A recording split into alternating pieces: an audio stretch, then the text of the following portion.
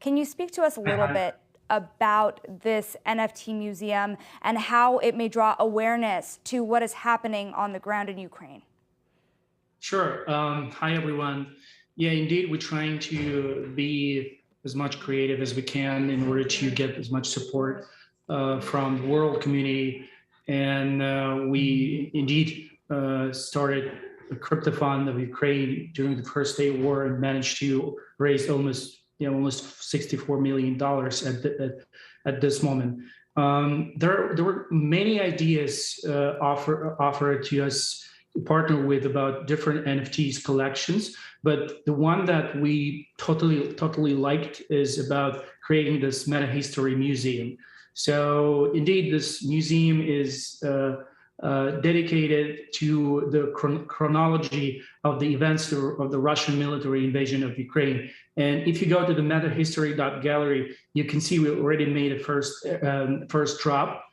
So the goal of their NFT museum is to preserve the memory of the real events of that time and spread truthful information among the digital community and the world, and to collect donations to support Ukraine.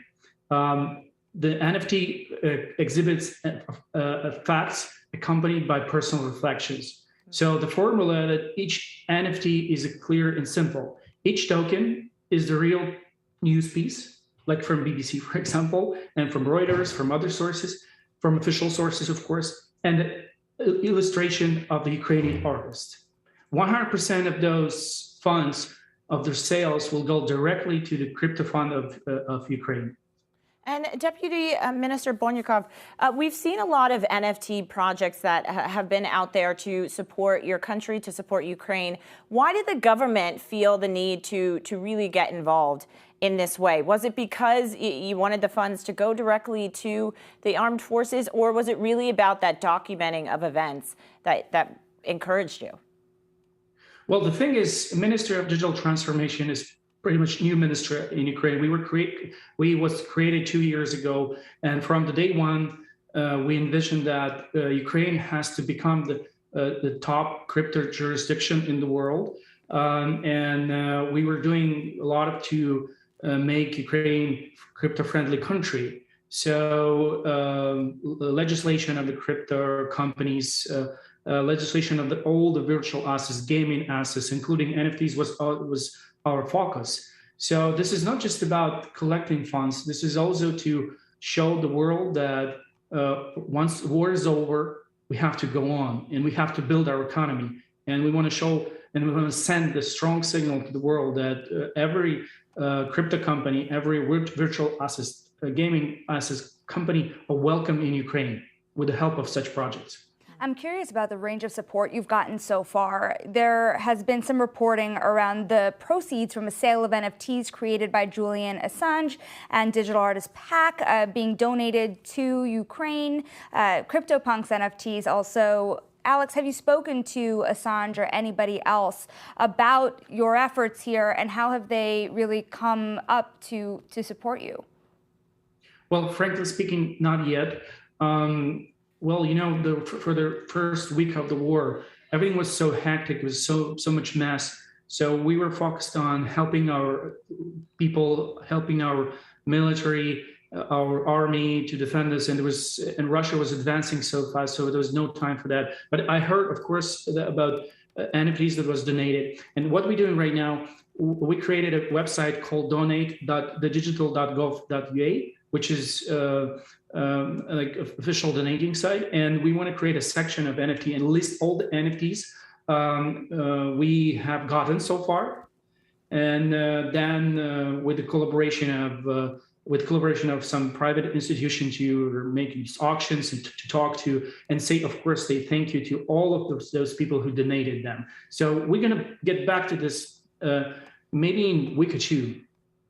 And can you explain, I mean, you mentioned helping the military with arms is really sort of what's been your focus. Can you just explain how the transactions work? How does it go from a donated NFT or cryptocurrency to then equipping the army?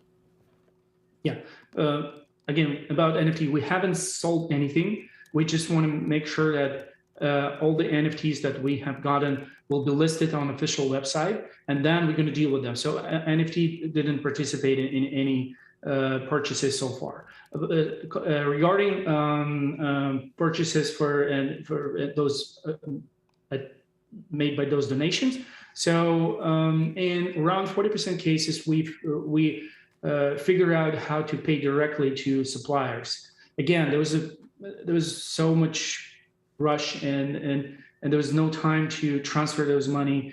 So we managed to pay for bulletproof vests, for helmets, for food rations, for medical supplies directly with crypto. But for the majority of the funds, we work with exchanges. So we send money to exchanges, then they transfer to bank accounts of some suppliers' companies.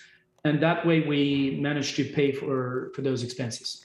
I'm really curious about what this says about the broader role of the digital space in this war. How else can blockchain or the internet be used to help you?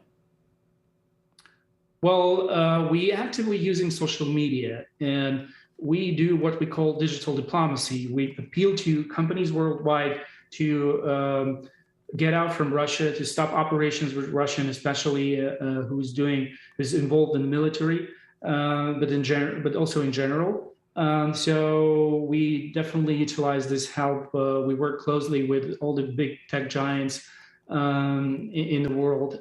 So utilizing crypto, utilizing social media, and we also appreciate help of platforms like PayPal and others that opened this functionality for Ukrainians so they can exchange money online, and like Revolut, they give this opportunity to refugees, which we have. And this is very upsetting news that 3 million people fled Ukraine. So with the help of top-notch technologies, with online platforms, that makes their life easier.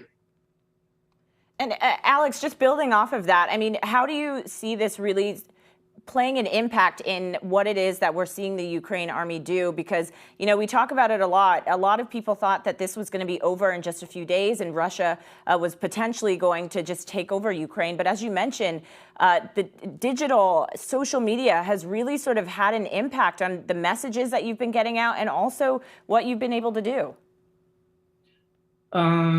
Yeah, I'm really proud of being Ukrainian, and I knew that our army is strong. Of course, the Russian war machine is much bigger, but we managed to survive. And you know what? 92% of Ukrainians believe that we were going to win, and I'm among them. And this is what we're doing on a digital front. Maybe not helping exactly on the battlefield, and not going to help next day, but if we do our best to make everything that we can to shut down Russian economy, because they don't spend money on schools, they don't spend money on education, on roads, they don't build with this money infrastructure. They build rockets, bombs, tanks, and they just kill civilians and they invade other countries. So once we stop their economy, I think the war will be over.